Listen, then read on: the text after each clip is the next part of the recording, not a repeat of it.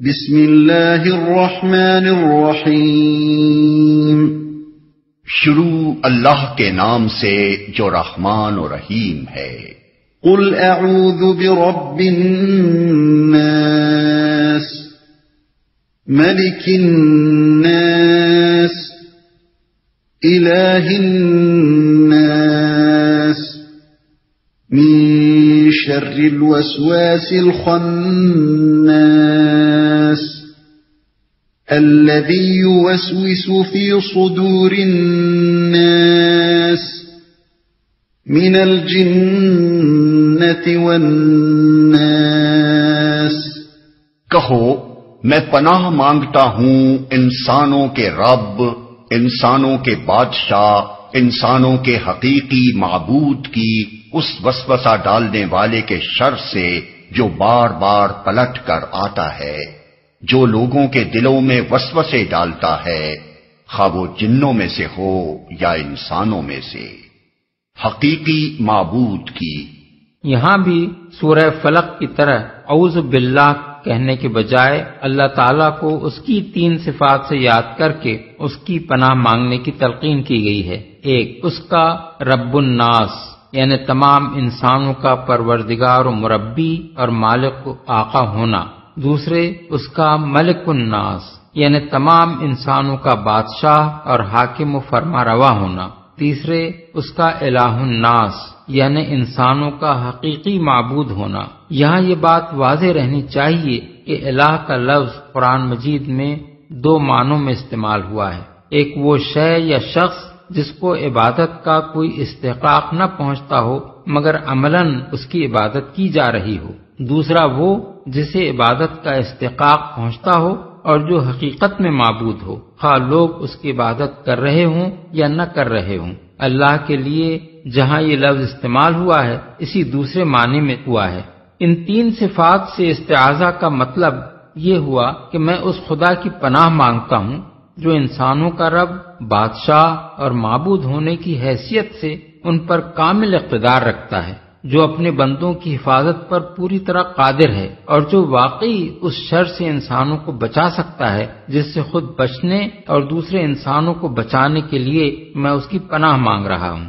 یہی نہیں بلکہ چونکہ وہی رب اور بادشاہ اور الہ ہے، اس لیے اس کے سوا اور کوئی ہے ہی نہیں جس سے میں پناہ مانگوں اور جو حقیقت میں پناہ دے بھی سکتا ہو۔ پلٹ کر آتا ہے۔ اصل میں وسواس الخناس کے الفاظ استعمال ہوئے ہیں۔ وسواس کے معنی ہیں بار بار وسوسہ ڈالنے والا، اور وسوسے کے معنی ہیں پے در پے ایسے طریقے یا طریقوں سے کسی کے دل میں کوئی بری بات ڈالنا کہ جس کے دل میں وہ ڈالی جا رہی ہو اسے یہ محسوس نہ ہو سکے کہ وسوسہ انداز اس کے دل میں ایک بری بات ڈال رہا ہے۔ وسوسے کے لفظ میں خود تکرار کا مفہوم شامل ہے، جیسے زلزلہ میں حرکت کی تکرار کا مفہوم شامل ہے۔ چونکہ انسان صرف ایک دفعہ بہکانے سے نہیں بہکتا بلکہ اسے بہکانے کی پے در پے کوشش کرنی ہوتی ہے، اس لیے ایسی کوشش کو وسوسہ اور کوشش کرنے والے کو وسواس کہا جاتا ہے۔ رہا لفظ خناس تو یہ خنوس سے ہے، جس کے معنی ظاہر ہونے کے بعد چھپنے یا آنے کے بعد پیچھے ہٹ جانے کے ہیں، اور خناس چونکہ مبالغے کا صیغہ ہے اس لیے اس کے معنی یہ فعل بکثرت کرنے والے کے ہوئے۔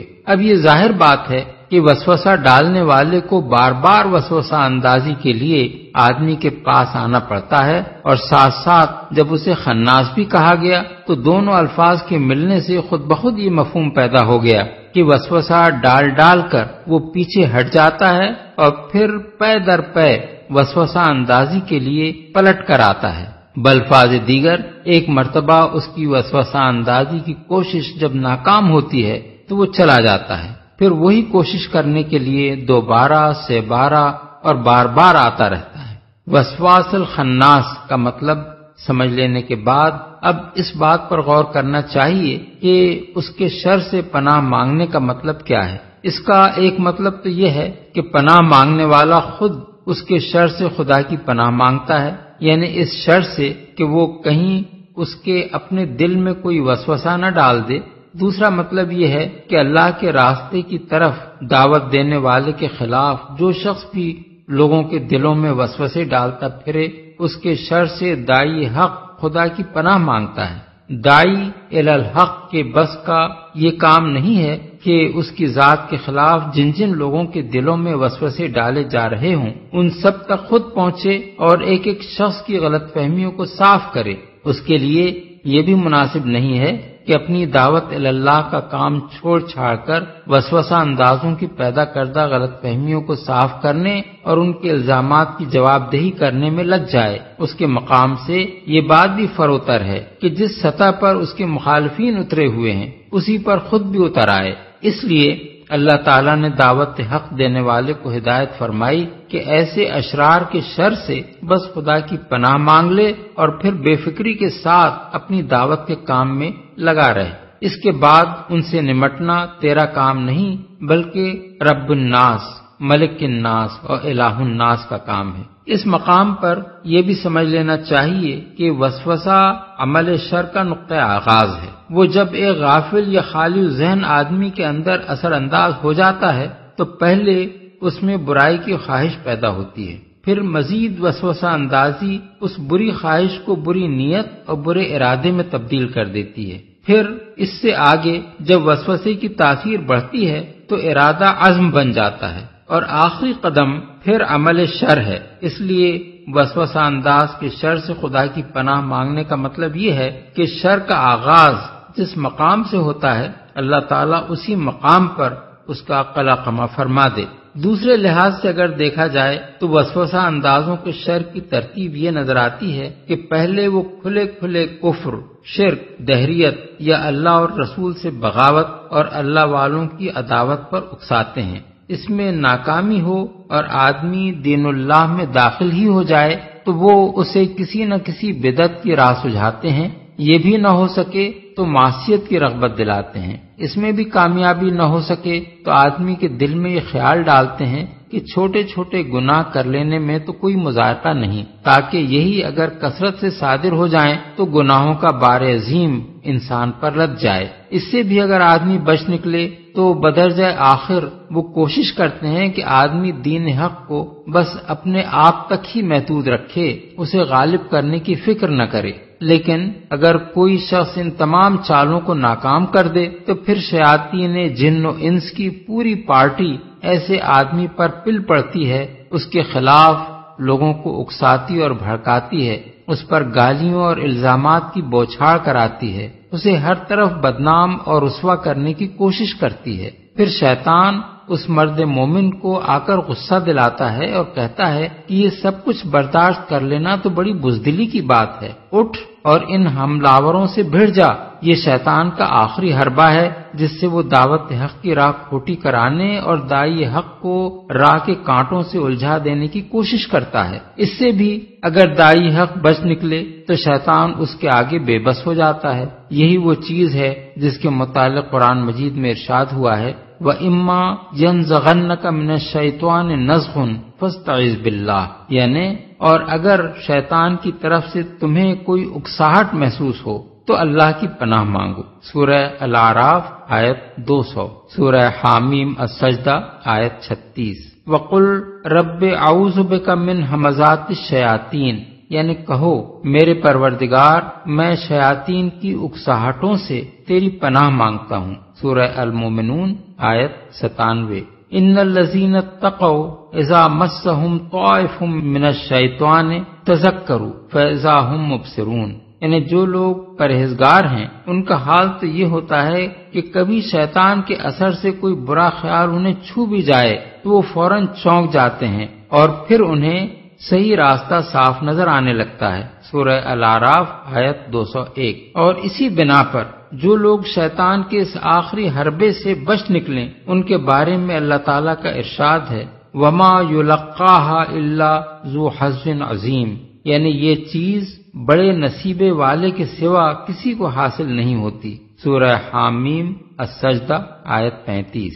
اس سلسلے میں ایک بات اور بھی نگاہ میں رہنی چاہیے، وہ یہ کہ انسان کے دل میں وسوسہ اندازی صرف باہر سے شیاطین جن و انس ہی نہیں کرتے، بلکہ اندر سے خود انسان کا اپنا نفس بھی کرتا ہے۔ اس کے اپنے غلط نظریات اس کی عقل کو گمراہ کرتے ہیں، اس کی اپنی ناجائز اغراض و خواہشات اس کی قوت تمیز اور قوت ارادی اور قوت فیصلہ کو بدراہ کرتی ہیں، اور باہر کے شیاطین ہی نہیں، انسان کے اندر اس کے اپنے نفس کا شیطان بھی اس کو بہکاتا ہے۔ یہی بات ہے جو قرآن میں ایک جگہ فرمائی گئی ہے کہ وَنَعْلَمُ مَا تُوَسْوِسُ بِهِ نَفْسُهُ، سورہ قاف آیت 16، یعنی اور ہم اس کے اپنے نفس سے ابھرنے والے وسوسوں کو جانتے ہیں۔